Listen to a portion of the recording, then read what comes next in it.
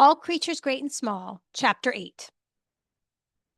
I hardly noticed the passage of the weeks as I rattled along the moorland roads on my daily rounds, but the district was beginning to take shape, the people to emerge as separate personalities.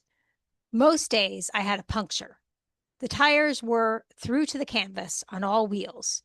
It surprised me that they took me anywhere at all. One of the few refinements on the car was a rusty sunshine roof.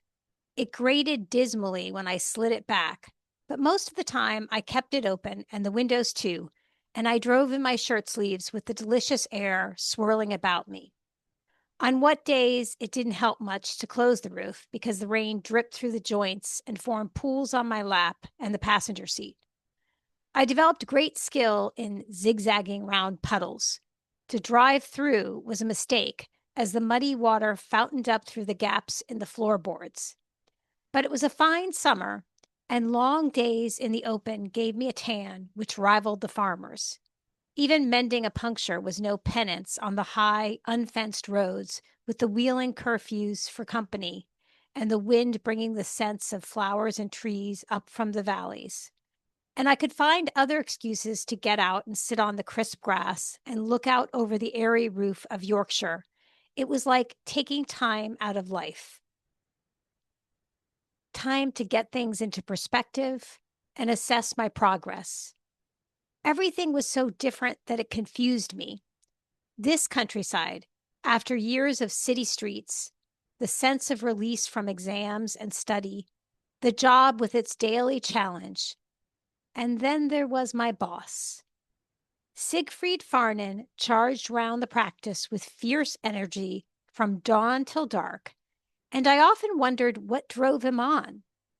It wasn't money because he treated it with scant respect. When the bills were paid, the cash went into the pint pot on the mantelpiece, and he grabbed handfuls when he wanted it. I never saw him take out a wallet, but his pockets bulged with loose silver and balled up notes. When he pulled out a thermometer, they flew around him in a cloud. After a week or two of headlong rush, he would disappear, maybe for the evening, maybe overnight, and often without saying where he was going.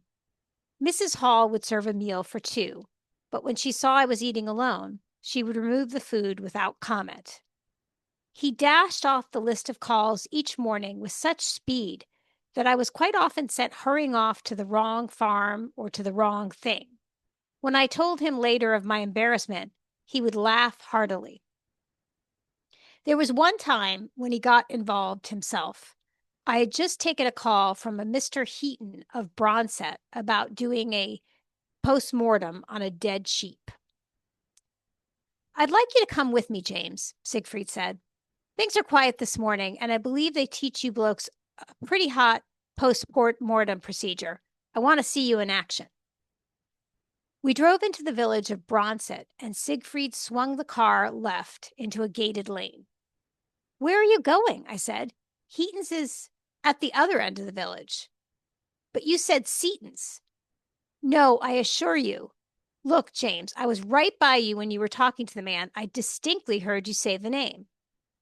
I opened my mouth to argue further, but the car was hurtling down the lane, and Siegfried's jaw was jutting. I decided to let him find out for himself. We arrived outside the farmhouse with a screaming of brakes.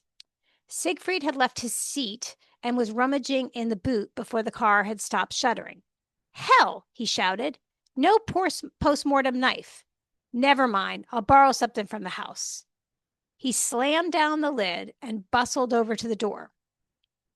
The farmer's wife answered, and Siegfried beamed on her. "Good morning to you, Mrs. Seaton. Have you a carving knife?"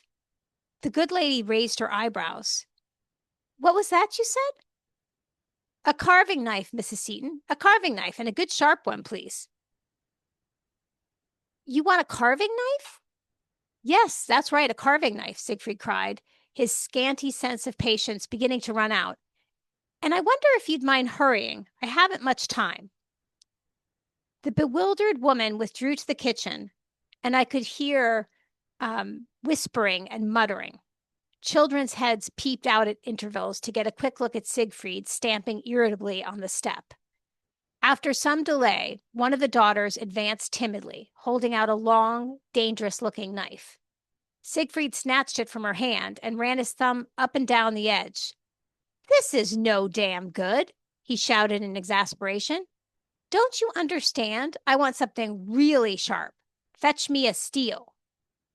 The girl fled back into the kitchen, and there was a low rumble of voices. It was some minutes before another young girl was pushed round the door.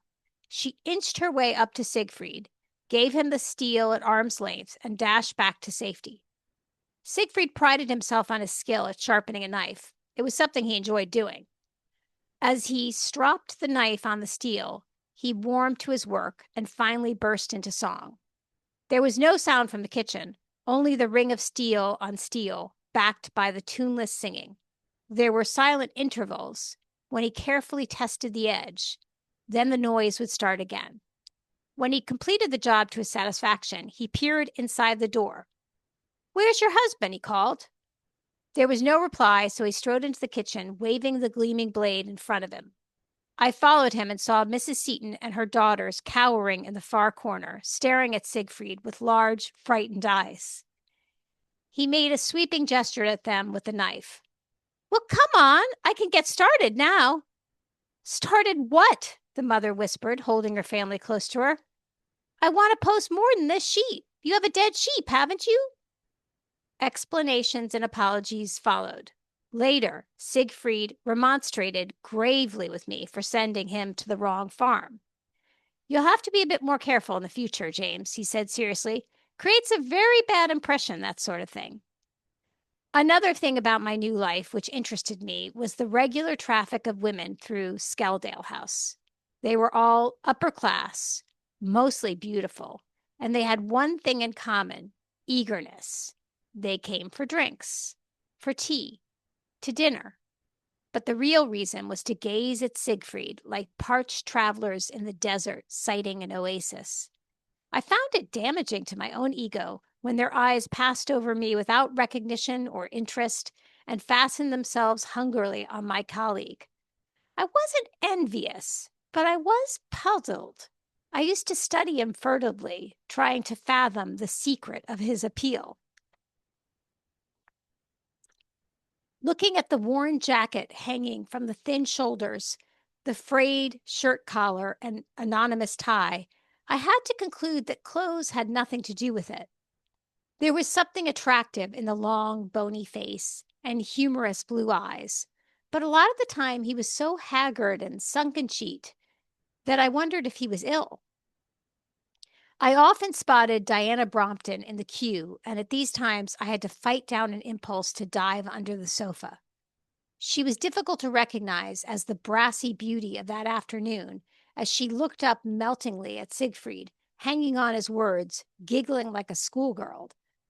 I used to grow cold at the thought that Siegfried might pick her out of the mob and marry her. It worried me a lot because I knew I would have to leave just when I was beginning to enjoy everything about Derreby. But Siegfried showed no sign of marrying any of them, and the procession continued hopefully. I finally got used to it and stopped worrying. I got used to my employer's violent changes of front. There was one morning when Siegfried came down to breakfast, rubbing a hand wearily over red-rimmed eyes. "Out at 4 a.m., he groaned, buttering his toast listlessly. "And I don't like to have to say this, James, but that's all your fault." "My fault?" I said, startled. "Yes, lad, your fault. This was a cow with a mild impaction of the rumen. The farmer had been mucking about with himself for days. A pint of linseed oil one day, a bit of bicarb and ginger the next, and at 4 o'clock in the morning, he decides it's time to call the vet. When I pointed out it could have waited a few hours more, he said Mr. Harriot told him never to hesitate to ring. He'd come out at any hour of the day or night. He tapped the top of his egg as though the effort was almost too much for him. Well, it's all very well being conscientious and all that, But if a thing has waited several days, it can wait till morning. You're spoiling these chaps, James, and I'm getting the backwash of it. I'm sick and tired of being dragged out of my bed for trifles. I'm truly sorry, Siegfried. I honestly had no wish to do that to you. Maybe it's just my inexperience. If I didn't go out, I'd be worried the animal might die. I left it till morning and it died. How would I feel? That's all right, snapped Siegfried. There's nothing like a dead animal to bring them to their senses. They'll call us out a bit earlier next time. I absorbed this bit of advice and tried to act on it. A week later, Siegfried said he wanted a word with me. James, I know you won't mind my saying this, but old Sumner was complaining to me today. He says he rang you the other night and you refused to come out to his cow. He's a good client, you know, and a very nice fellow, but he was quite shirty about it. We don't want to lose a chap like that. But it was just a chronic mastitis, I said. A bit of thickening in the milk, that's all. He'd been dousing it himself for nearly a week with some quack remedy. The cow was eating all right, so I thought it would be quite safe to leave it till the next day. Siegfried put a hand on my shoulder, and an excessively patient look spread over his face. I steeled myself. I didn't mind his impatience. I was used to it and could stand it. But the patience was hard to take. James, he said in a gentle voice, there is one fundamental rule in our job which transcends all the others, and I'll tell you what it is. You must attend. That is it, and it ought to be written on your soul in letters of fire. He raised a pretentious forefinger. You must attend. Always remember that, James. It's the basis of everything. No matter what the circumstances, whether it be wet or fine, night or day, if a client calls you out, you must go, and go cheerfully. You say this didn't sound like an urgent case. Well, after all, you have only the owner's description to guide you, and he's not equipped with the knowledge to decide whether it's urgent or not. No, lad, you have to go. Even if they have been treating the animal themselves, it may have taken a turn for the worse. And don't forget, wagging the finger solemnly, the animal may die. But I thought you said there was nothing like a dead animal to bring them to their senses, I said querulously. What's that? Barked Siegfried, utterly astonished. Never heard such rubbish. Let's have no more of it. Just remember, you must attend. Sometimes he would give me advice on how to live, as when he found me hunched over the phone, which I had just crashed down. I was staring at the wall, swearing softly to myself. Siegfried smiled whimsically. Now what is it, James? I've just had a torrid 10 minutes with Royalston. You remember that outbreak of calf pneumonia? Well, I spent hours with those calves, poured expensive drugs into them. There wasn't a single death. And now he's complaining about his bill. Not a word of thanks. Hell, there's no justice. Siegfried walked over and put his arm around my shoulders. He was wearing his patient look again. My dear chap, he cooed, just look at you. Red in the face, all tensed up. You mustn't let yourself get upset like this. You must try to relax. Why do you think professional men are cracking up all over the country with coronaries and ulcers? Just because they allow themselves to get all steamed up over piffling little things like you're doing now. Yes, yes, I know these things are annoying, but you've got to take them in your stride. Keep calm, James, calm. It just isn't worth it. I mean, it will all be the same in 100 years. He delivered the sermon with a serene smile, patting my shoulder reassuringly like a psychiatrist soothing a violent patient. I was writing a label on a jar of red blister a few days later when Siegfried catapulted into the room. He must have kicked the door open because it flew back viciously against the rubber stop and rebounded almost into his face. He rushed over to the desk where I was sitting and began to pound on it with the flat of his hand. His eyes glared wildly from a flushed face. I've just come from that bloody swine, Holt, he shouted. Ned Holt, you mean? Yes, that's who I mean. Damn him. I was surprised. Mr. Holt was a little man who worked on the roads for the county council. He kept 4 cows as a sideline and had never been known to pay a veterinary bill. But he was a cheerful character, and Siegfried had rendered his unpaid services over the years without objection. One of your favorites, isn't he? I said. Was. By God, was, Siegfried snarled. I've been treating Muriel for him. You know, the big red cow, second from the far end of his byre. She's had recurrent tympany coming in from the field every night, badly blown. And I'd tried about everything. Nothing did any good. Then it struck me that it might be antinobalasosis of the reticulum. I shot some sodium iodine into the vein, and when I saw her today, the difference was incredible. She was standing there, chewing her cud, right as rain. I was just patting myself on the back for a smart piece of diagnosis, and do you know what Holtz said? He said he knew she'd be better today because last night he gave her 1/2 pound of Epsom salts in a bran mash. That was what had cured her. Siegfried took some empty cartons and bottles from his pockets and hurled them savagely into the wastepaper basket. He began to shout again. Do you know, for the past fortnight, I've puzzled and worried and damn nearly dreamt about that cow. Now I've found the cause of the trouble, applied the most modern treatment, and the animal has recovered. And what happens? Does the owner express his gratitude? Thanks for my skill? Does he? Hell, the entire credit goes to the 1/2 pint of Epsom salts. What I did was a pure waste of time. He dealt the desk another sickening blow. But I frightened him, James, he said, his eyes staring. By God, I frightened him. When he made that crack about the salts, I yelled out, You bugger, and made a grab for him. I think I would have strangled him, but he shot into the house and stayed there. I didn't see him again. Siegfried threw himself into a chair and began to churn his hair about. Epsom salts, he groaned. Oh, God, it makes you despair.